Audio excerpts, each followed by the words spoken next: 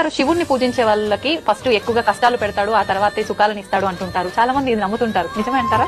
అలా కాదమ్మా. జానకి అన్న పేరు, సీత అన్న పేరు పెట్టుకున్న మహిళ దుఃఖపడుతుంది అని అంటారు లోకంలో. అవును. శివుణ్ణి పూజించే వాళ్ళు దుఃఖపడతారు అని చెబుతున్నారు ఈనాటి కాలంలో. ఎందుకని?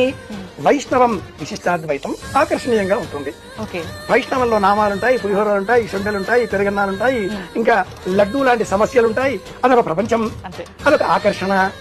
శివుడి వద్ద నైవేద్యాలే లేవు. అంత నీళ్లు పోయండి, ఇంత పత్రి వేయండి, అంత భస్మం పూసుకోండి, ఓ రుద్రాక్షతో ఓ నమ శివాయ అనండి, అయిపోయింది. శివుడు కళ్ళు మూసుకుంటాడు, ఆయన నైవేద్యాలు లేవుగా, భృగు మహర్షి శాపం కారణంగా. కనుక వైష్ణవం ప్రాబల్యంతో శివుని పూజించారా కష్టాలు వస్తాయి. శివుడు శ్మశానవాసి అనే వాదనలు లోకంలో పెరుగుతున్నాయి. ఇది తప్పు. నిజంగా చూస్తే మట్టుకు శివనామస్మరణ చేసేటటువంటి వాళ్లే లోకంలో ధనవంతులు. ఆనందం అందించే పరమదైవం శివుడు. నాకేమక్కర్లేదు, ఎంత ఆనందంగా ఉంటాడో. నా వద్ద ఉంది, ఎలా కాపాడుకోవాలి, దుఃఖంతో ఉంటాడు.